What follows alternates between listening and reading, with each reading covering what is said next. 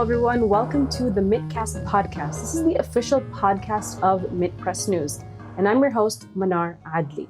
Before I introduce our guest today, I want to invite you to join our Say No to Censorship campaign to help us continue to break through war propaganda by becoming a member of our Patreon.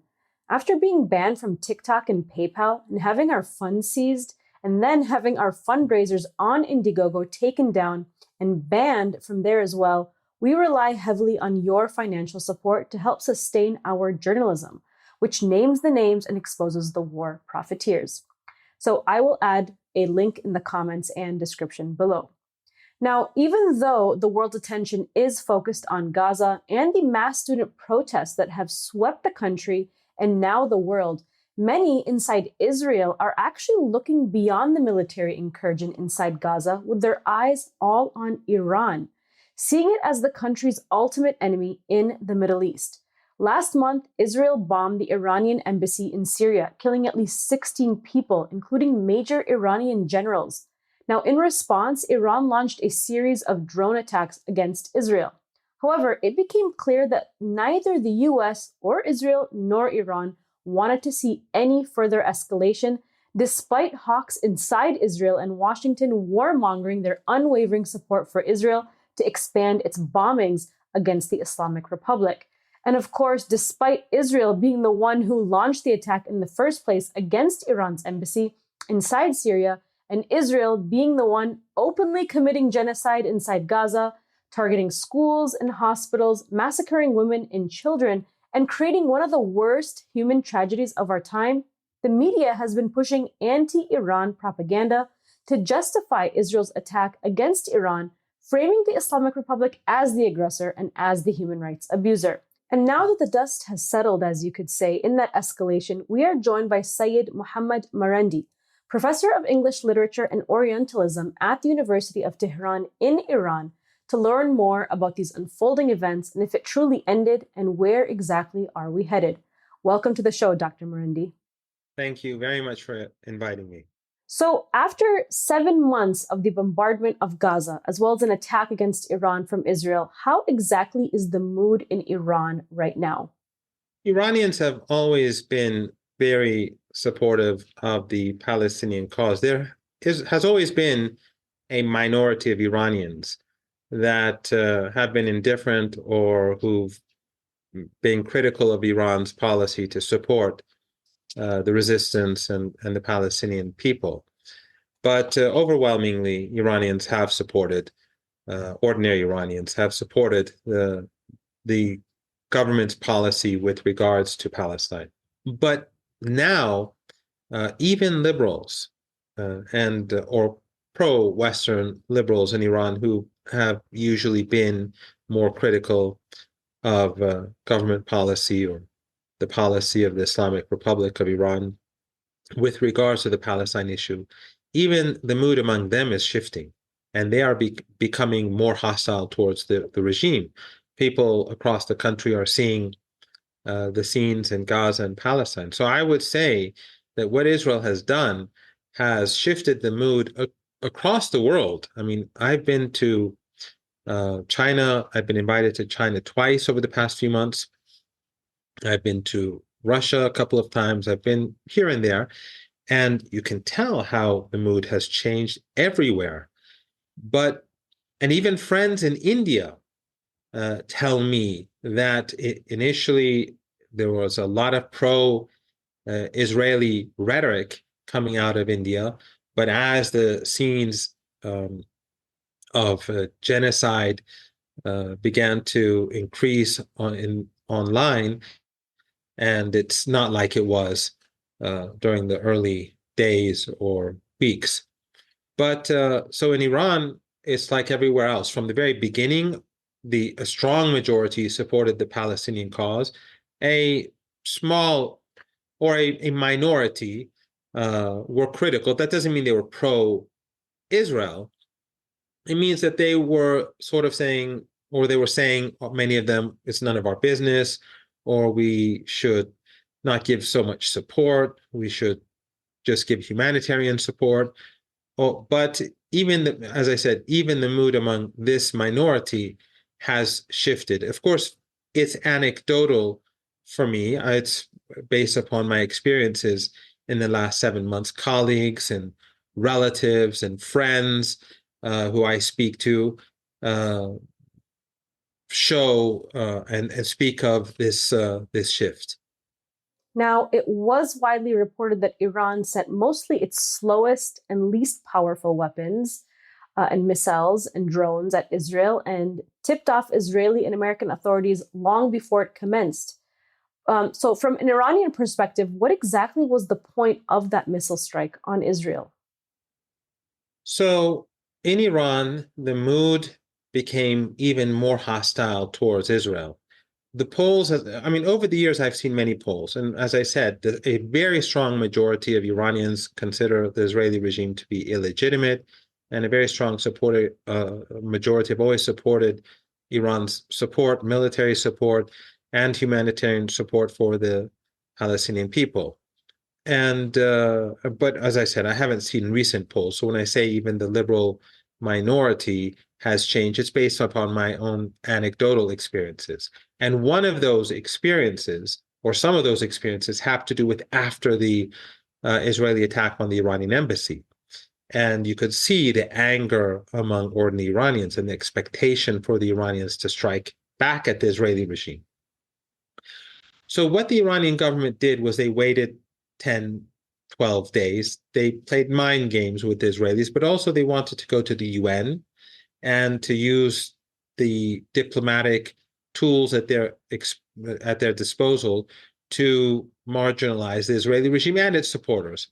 So at the UN, as you know, the United States, Britain, and France, they prevented any condemnation of the airstrike on the Iranian embassy, and which is amazing. And but the whole of the global South, they were outraged, and even countries that have been sort of standing in the middle, their governments being cautious, they too showed anger and outrage and support for Iran. So after that, the Iranians decided to strike back. But what they did, I think, was quite interesting.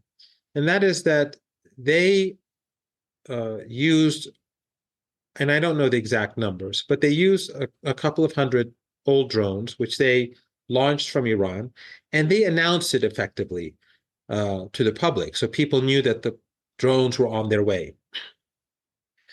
When the drones reached close to Israel, the Iranians also fired cruise missiles and ballistic missiles.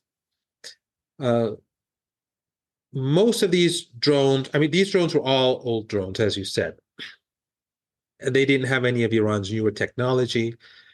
And many of those missiles, most of the missiles were the same. They were older missiles in stock. The objective was for the Israelis and the Americans to use all of their resources, to combine their resources, and to force them to show their hand. So Iran gave them ample time. They basically said that we're going to carry out this attack. They warned the countries in the Persian Gulf not to get involved, and that if you allow the Americans to use their bases in the Persian Gulf, we'll punish you for it because you'll be seen as hostile. So everyone was given ample warning. The Americans mobilized everything they had. The British, the French, they brought everything that they had. So the Iranians launched these drones so that the Americans and the Israelis and others would fire their surface-to-air missiles, which are very expensive. And there's a big shortage of them in the world because of the war in Ukraine. In Ukraine, these missiles are constantly being used against Russian drones and missiles as well. So the Americans prepared themselves. There are over 150 aircraft in the air, 100, I think almost 160 actually. And the Americans brought their ships closer to the shore, and they did everything they could to bring down those drones. So the Iranians were expecting those drones to be downed, but this was a very cheap way to force the other side to spend billions of dollars.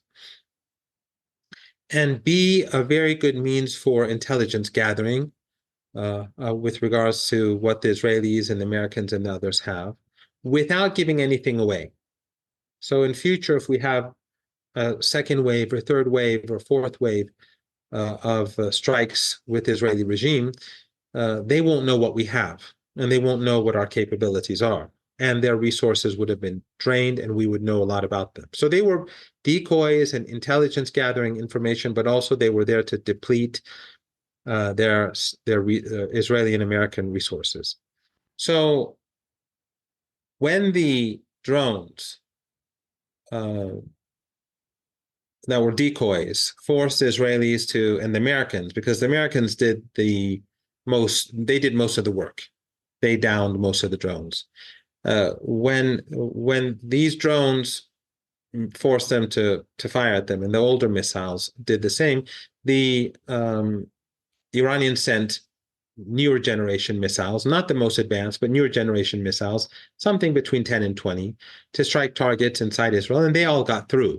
And that's an important point. They didn't even use their best missiles, but those missiles did get through. They hit a base in the south, an air base where the F-35s are stationed, which bombed Gaza, but also which bombed the embassy. And they struck a military intelligence base in the Golan Heights with missiles. And the Israelis, despite the fact that these are the two most well-protected bases in the world, literally, they couldn't stop Iran's missiles. So Iran effectively depleted their resources, their missile defense capability, and they showed them what they can do. And the Iranians say that over 50 Israelis were killed. Iranian intelligence says that, but the West is pretending that nothing happened. But the evidence that shows the Israelis failed and that the Iranians have the upper hand is the very fact that the Israeli regime didn't strike back. The Americans were very worried about an Israeli response because they knew the Iranians were going to hit much harder. And the Iranians had prepared between 1,700 and 1,800 drones and missiles of a much better quality, more advanced, for an immediate counterstrike if the Israelis struck back at Iran.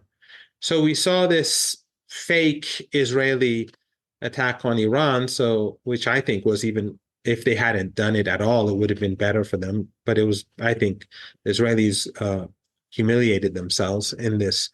And so since it was really a non-attack, the Iranians who were prepared to hit them very hard just let it go. Well, Iran has certainly done more than most of Palestine's neighbors in helping the people there. It has also been aiding a number of armed forces in the region, including Ansarullah in Yemen and Hezbollah in Lebanon and in Iraq as well. What is the extent of Iran's support, and what is the rationale behind this? Well, one thing that I should also add is that the Iranians have also changed their policy towards the Israeli regime. The fact that they struck an Iranian embassy gave Iran an opportunity to change this policy. And they say that from now on, if the Israelis attack Iranians, whether it's an embassy or if they just attack them somewhere in Syria or Lebanon or elsewhere, the Iranians will strike back from Iran. So that is a new policy. And that makes it much more difficult for the Israeli regime in future to target Iranians or assets that are affiliated to Iran in Syria.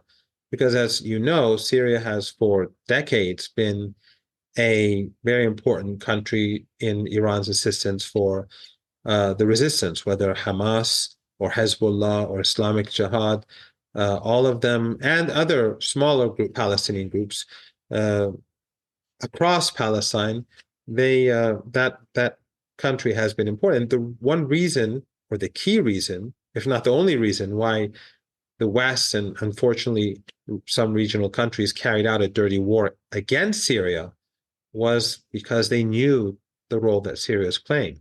So in future, it's going to be more difficult for the Israeli regime to target Iranians in Syria. And I think that's going to strengthen Hamas, Islamic Jihad, and Hezbollah as well.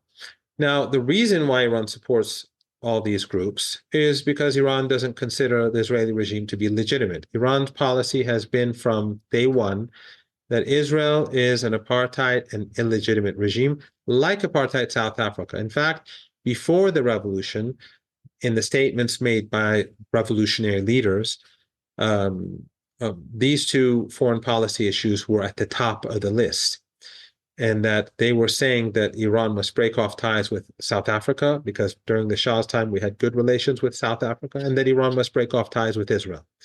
And so they did that after the revolution, and Iran supported the resistance against South Africa. Iran supported the ANC military wing, as well as the political wing and other resistance organizations.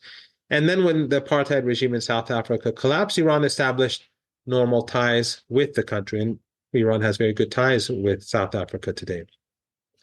With regards to Palestine, Iran has the same policy, that this regime is not legitimate and that it must fall, and that we must have a Palestine that includes Jews, Christians, Muslims as equal citizens and as equal human beings. And that is the only acceptable solution for the Iranians. In other words, the only legitimate solution, the only moral solution.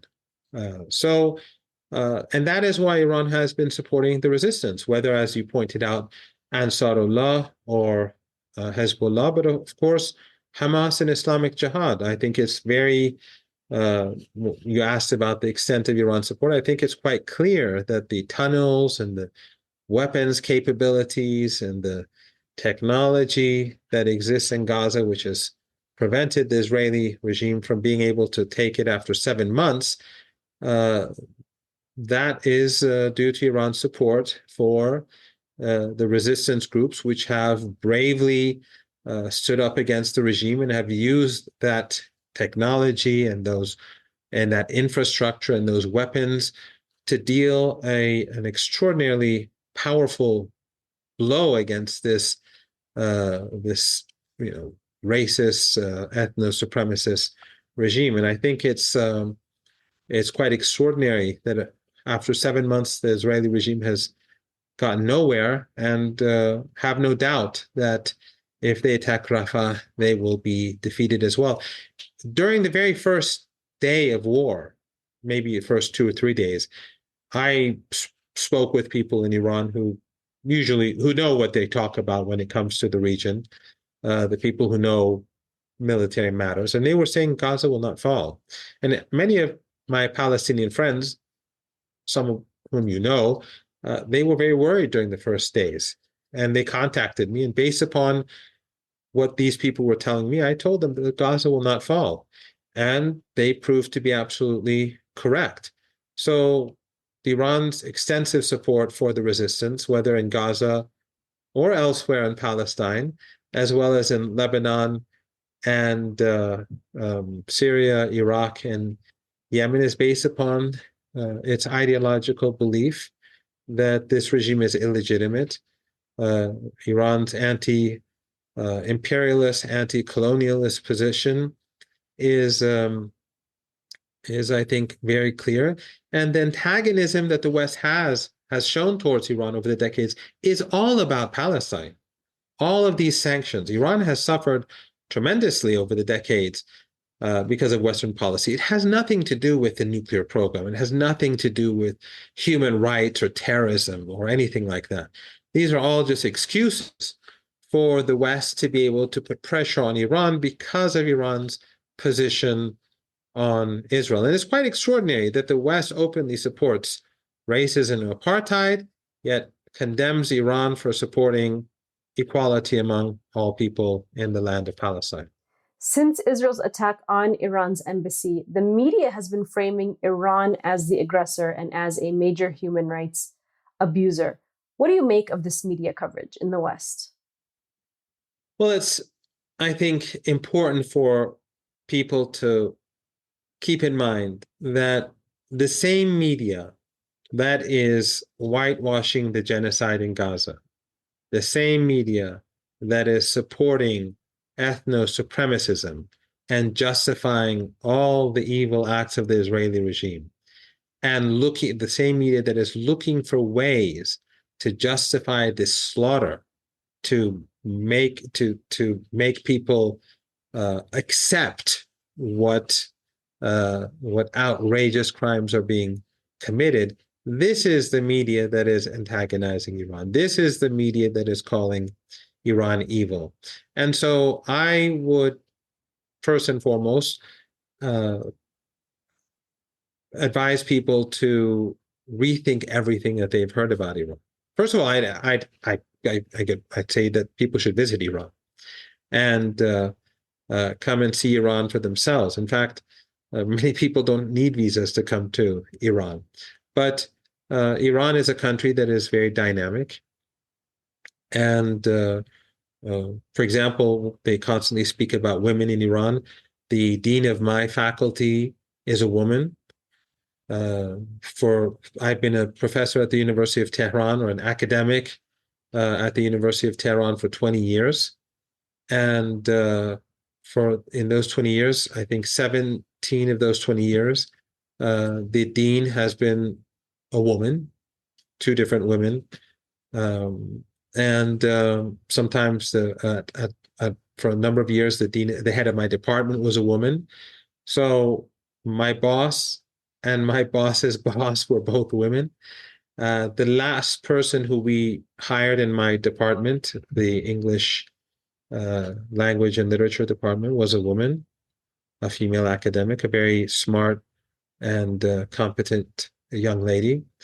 And I'm an affiliate in the American Studies department at the University of Tehran as well. The last 2 academics that we hired in that department were both 2 very bright young women. So the 2 departments I'm involved in combined, we had the last 3 people were women who were hired. So my boss is a woman, my young colleagues are women, most of my students are women. We have women pilots, we have women taxi drivers, we have women truck drivers, we have women scientists, we have it's very different from what is said in the West. It's very interesting. In the West, on the one hand, they say that the Iranian regime is said to make it seem illegitimate and unstable. They say the Iranian regime is despised and that people hate it and that it's corrupt and that it's unpopular, it's falling apart, it's about to implode.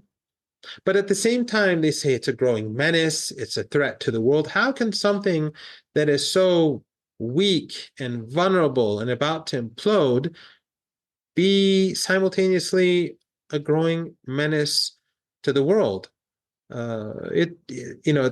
These inconsistencies in the narrative on Iran are so enormous and so widespread that if someone looks carefully, they can see that. And now, when we look at what's happening on American campuses, at UCLA, where thugs are sent in to beat anti-genocide protesters, and the police are used at different universities, and in particular in New York, in Columbia University, to crush the protests.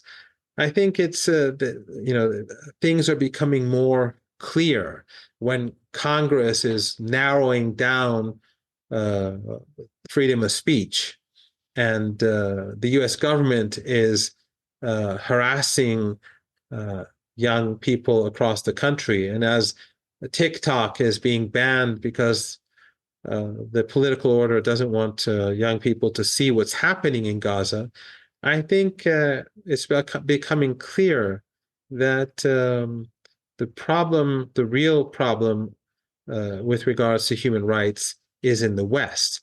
Across the world, they support despotic regimes, family dictatorships. They keep saying that the Arabs want peace with Israel, but the Arabs that they're talking about are a bunch of dictators that they've installed on the streets. Everyone is opposed to the Israeli regime, not only in the Arab world, but across the global South.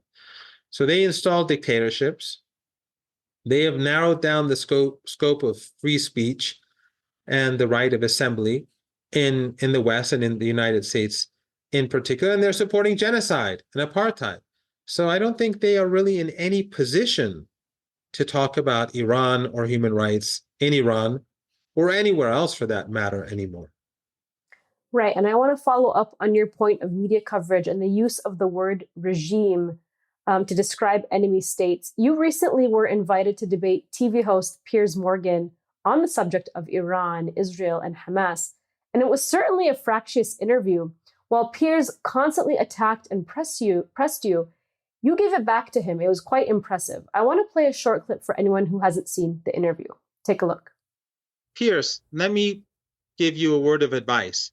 Your media outlets, regardless of whether Russia or Ukraine is good or bad, that is another issue. Your media outlets in the West have been misleading the people for 2 years now, saying Ukraine is winning, Ukraine is winning. Suddenly, everyone is saying Ukraine is falling apart. Dishonest narratives and reporting dishonestly to your own people ultimately hurt the people of England and Europe and the United States. And your endless wars based upon this nonsense and this misinformation lead to huge waves of refugees. And then the people of Europe feel overwhelmed by these refugees that you yourself brought upon yourself. And now, during the interview, Morgan constantly referred to the Iranian government as the regime, like you described, something which you had fun with. In fact, after the interview, Piers wrote that, "I didn't agree with almost anything you said, but appreciate you coming on the show to let us hear the Iranian regime perspective." To which you replied, "I didn't agree with almost anything you said, but appreciate you inviting me on the show to respond to the British regime perspective." Now, that made a lot of people laugh. But there was an important lesson about the use of the language of the word regime and the demonization here, that the word regime is reserved only for official enemies. Talk to me more about this in your experience. Sure. Well, yeah, you're exactly correct. And of course, I did respond to that. And I think I don't recall because it was I don't know, maybe a couple of weeks ago now. But I did tell him that when you speak about these Arab countries, I think that's what I said, that you're talking about a few family dictatorships. You're not talking about the people on the streets. And I would add now that any Arab regime or family dictatorship that chooses to enhance ties with Israel or even continue ties with the Israeli regime, they're undermining their own legitimacy.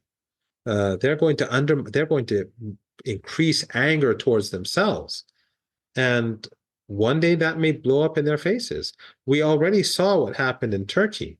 The current Turkish president, by refraining from cutting ties with the Israeli regime and cutting trade, one of the reasons why his party did so poorly is because some of his own supporters turned against him and voted for another Islamic party, a much smaller party, but that 5-6% caused them to lose the local elections. Fortunately, now we're seeing a shift, hopefully, in Turkish policy, and we are hearing that they're going to cut off trade. If that's true, that I think is an important step, and hopefully they'll cut off ties altogether, and hopefully that'll increase in pressure on the United Arab Emirates and others to end their relationships with the regime. But yes, the West likes to use this sort of terminology in order to delegitimize the other side and to show themselves as the legitimate authority which can judge, which is the judge and jury, and they are the ones who are able to tell the world what is right and what is wrong. So for example, even in this tweet of his, he said you were able, I came on to give the position of the Iranian regime. In other words, he's not even acknowledging that I'm an academic. He's not acknowledging that I have an independent perspective, that my views are the views of an academic. He would never say that to, let's say, a professor at an American university or at a Western university. He would not say, I thank you for coming to express or explain the position of the regime. He would never say that, or the administration. You don't see that on CNN or Fox News or any media outlet. Why?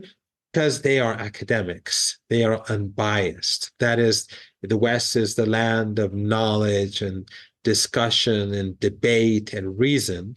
But in our part of the world, we are regimes, especially Iran. Iran is, the axis of evil. We're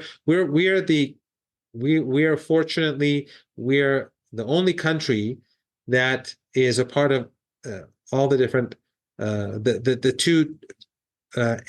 two we have couple of decades ago, Bush called Iran, North Korea, and Iraq an axis of evil. And now it's Iran, Russia, and China that are the axis of evil. So the only country that's been in both is Iran. We have that very important status. But so in the case of Iran can't, as someone like me, is not legitimized in the eyes of, or at least he tries not to legitimize me and what I have to say. So if he speaks to Professor Mearsheimer, he will call him a professor, and he will argue with him. And he lost a discussion with him. I just watched it today. Someone asked me to see it. He lost the debate, and then he was very, he praised Professor Mearsheimer.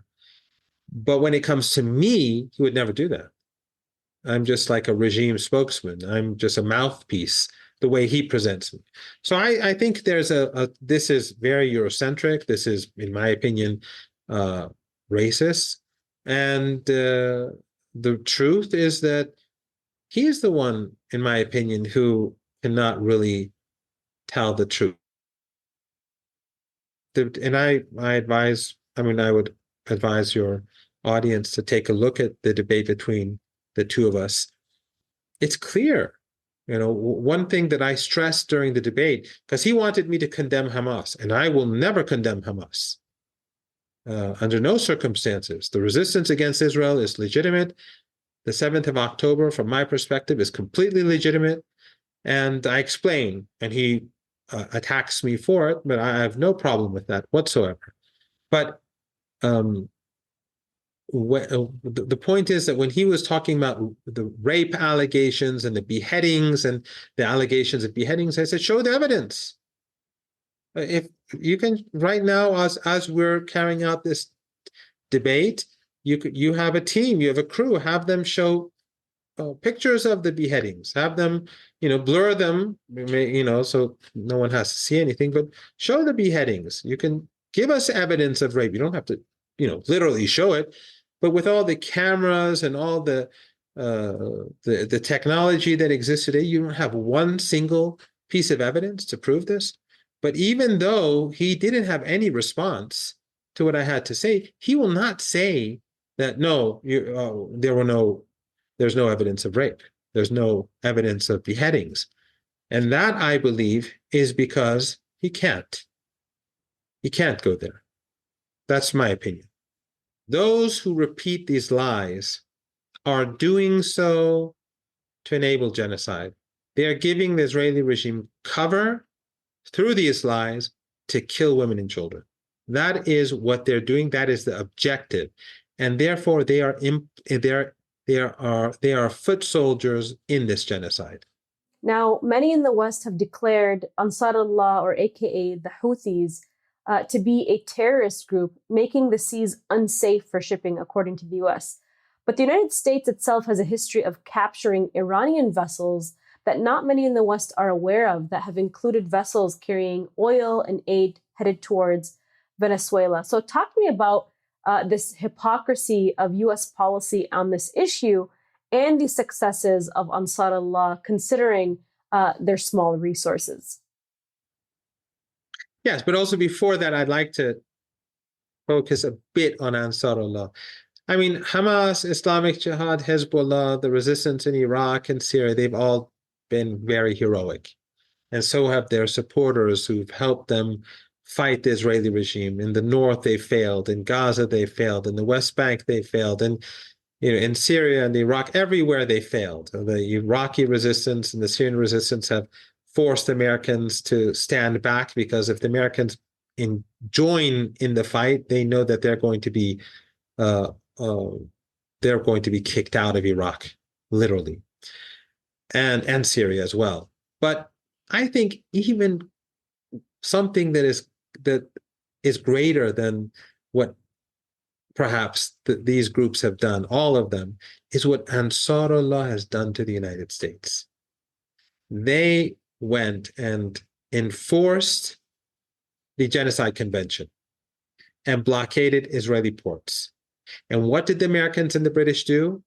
They went and said, we're going to, stop Ansarullah. And they couldn't. The Americans and the British and the Europeans and the Canadians, all of them for a decade, helped the Saudis and the Emiratis carry out genocide in Yemen. And they were defeated. Here, the Saudis and the Emiratis, despite Western full support, in fact, the Americans carried out a starvation siege in the Red Sea to starve the people in Yemen, to bring them to their knees so that the Saudis could win the war. But look how the Ansarullah has turned the tables. How the Americans came in, said, we're going to, stop these attacks, and they couldn't. And they failed. And Ansarullah, which has survived a decade of genocide, they've defeated the superpower. Not Israel. They've gone way above Israel. They've defeated the United States in the Red Sea and their sidekick, the British. And now Ansarullah is blocking British and American shipping because they attacked Yemen. So the Yemeni armed forces, the Yemeni government, and Ansarullah, they've defeated the superpower. And they have strengthened the hand of Hamas and Islamic Jihad and Hezbollah and everyone by defeating the United States and by not being intimidated. So they are maybe the great heroes of this the unexpected, the unsung heroes, let's say, of this war. Hamas, Hezbollah, all the others have done extraordinary work, and I think the most heroic of them all are the people of Gaza, who remained steadfast and held their ground. The women, the children, the men, the civilians and citizens, the Palestinians who stood their ground. They're probably the greatest heroes of all. But the greatest unsung hero, I think, is Ansarullah, which has been able to defeat a superpower when just a few years ago, this superpower was enforcing a siege starvation against them in the Red Sea. And they did it for the sake of Gaza. And the Americans were willing to give Yemen, Ansarullah, everything they wanted for them not to continue this enforcing this the Genocide Convention and to stop blocking ships from going to Israeli ports. But Ansarullah refused. They could have, just like Iran. Imagine what the Americans would be willing to give to Iran today to stop its support for the resistance, just as a military support. If the Iranians just gave verbal support like other countries to the Palestinian people and stopped the military support, what do you think the Americans would give to Iran? They would give Iran the world. Yeah. But Iran will not halt their support. And the good news is that as we speak, more tunnels are being built in Gaza. New recruits are coming in. New weapons are coming in. Ammunition is coming into Gaza. The Israelis have lost the war. And the more they continue this genocide, the greater the defeat will be. They failed in Gaza. They failed in the West Bank. They failed in Lebanon, and they failed against Iran. And the U.S. has failed against Yemen. The more this continues, the worse it is. But the biggest defeat is the genocide. This is the biggest defeat because the Israelis have exposed themselves to the world. They've turned the world against them. And those who support the Israeli regime have exposed themselves, and they've destroyed themselves. They've destroyed their image across the world. The United States and Western regimes that support the Israelis, they've demolished their credibility. So the greatest defeat, in my opinion, is not the military defeat, whether against Iran or Hezbollah or Hamas and its allies or Yemen. The greatest defeat has been the unprecedented crimes that have been committed against the Palestinian people. This genocide is unique because it has been shown to us live. This is the first genocide that we watch.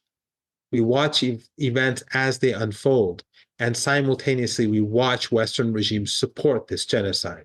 This has never happened before. We've heard about it in the news, something terrible is happening in country A or, in country B. But here we're watching it. It's happening in front of our eyes, and the West supports it.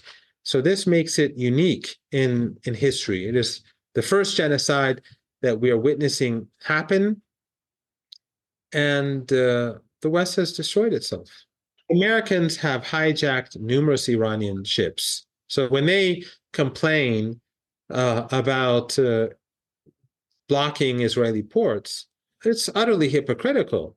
Iranian ships that have been taking oil to Venezuela, to China, and to other destinations have been stopped by the Americans and stolen. And the oil has been stolen, just like they're like pirates. They are pirates, just like what they're doing in Syria as we speak.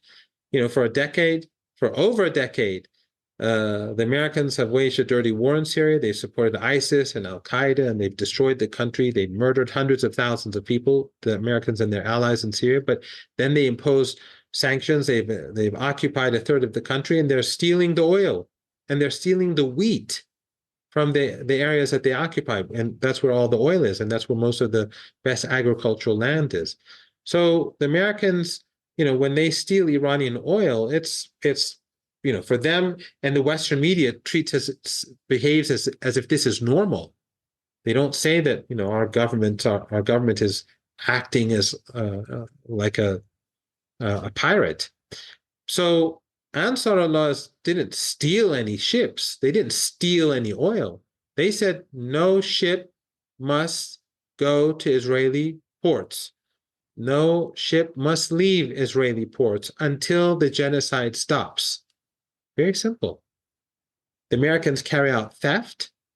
Ansar Allah implements the Genocide Convention. There's a world of difference. I want to switch topics slightly to 2018, when the United States walked away from the JCPOA, also known as the Iran nuclear deal. There have been reports that Iran is enriching uranium. So can you tell me more about, what is the status of the Iranian nuclear program? And talk to me about this allegation that Iran is developing a nuclear weapon that we've been hearing for literally decades. Iran isn't developing nuclear weapons. Iran has said that it does not have any intention to produce nuclear weapons. But Iran will continue to develop its peaceful nuclear program within the framework of international law, and the Americans cannot stop that. And so once the deal fell apart, thanks to the Americans, when the deal was signed under Obama, the United States violated the deal from day one. And then under Trump, they just simply tore it apart. So the Iranians, who had fulfilled their side of the bargain and shut down a large segment of the nuclear program to show their good intentions, the Iranians, after waiting between a year and 2 years, they restarted their peaceful nuclear program. And now it is one of the most developed nuclear programs in the world. And of course, the Iranians have made an implicit threat that if the Israeli regime strikes or the Americans strike anything that's linked to the Iranian nuclear program, Iran could leave the NPT, the Non-Proliferation Treaty, and the IAEA. So the American, of course, Iran's nuclear, and this is something that I think is also important to note. What Iran has done over the last couple of decades is that it has created underground installations across the country. Many of its key installations, whether nuclear or military or anything that's strategic, are now underground, and so well protected against missiles and planes. And that same policy, as you see, has been implemented in Lebanon by Hezbollah. Their military capabilities are all underground. The Israeli regime cannot destroy them.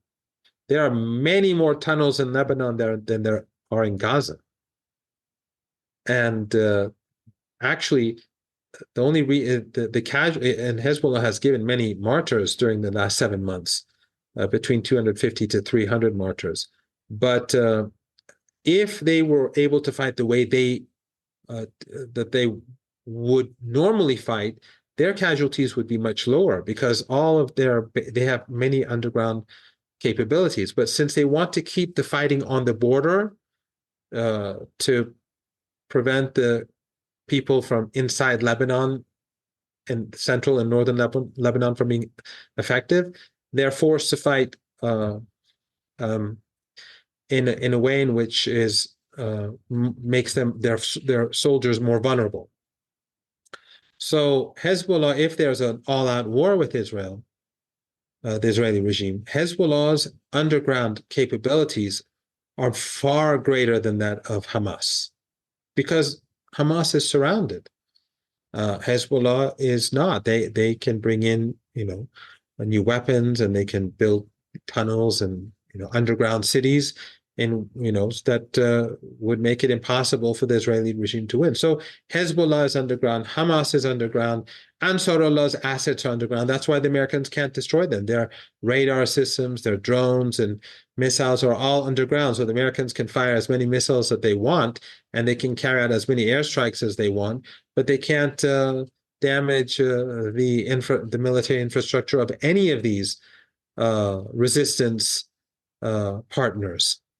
So the Israelis can't damage any of the key and sensitive parts of the Iranian nuclear program because they're very well protected. But the Iranians have said that their policy with regards to the NPT and the International Atomic Energy Agency would be reviewed if there are any strikes against the Iranian nuclear program.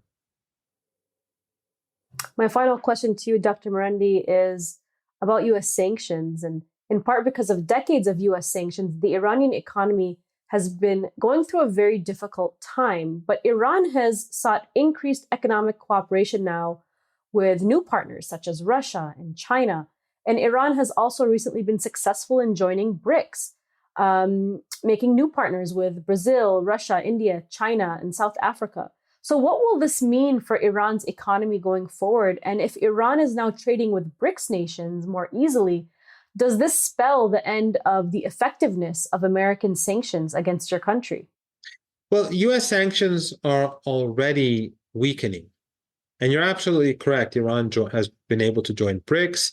It has been also invited to join the Shanghai Cooperation Organization, which it joined as well.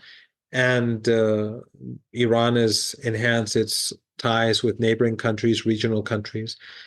And since Russia has been sanctioned by the West after the conflict in Ukraine began, Russia's relations with Iran have increased dramatically because in the past, the Russians were cautious because they were afraid of sanctions. Now that they've been sanctioned, their trade relations and business relations with Iran are very easy, because both sides are sanctioned, so both sides are very comfortable with each other. And so the trade relationship and the military relationship between Iran and Russia has enhanced dramatically. And also, the more that the Americans pressure China and antagonize China, the closer China grows to Iran. And as the West is declining, and the global south is rising, that increases Iran's options too.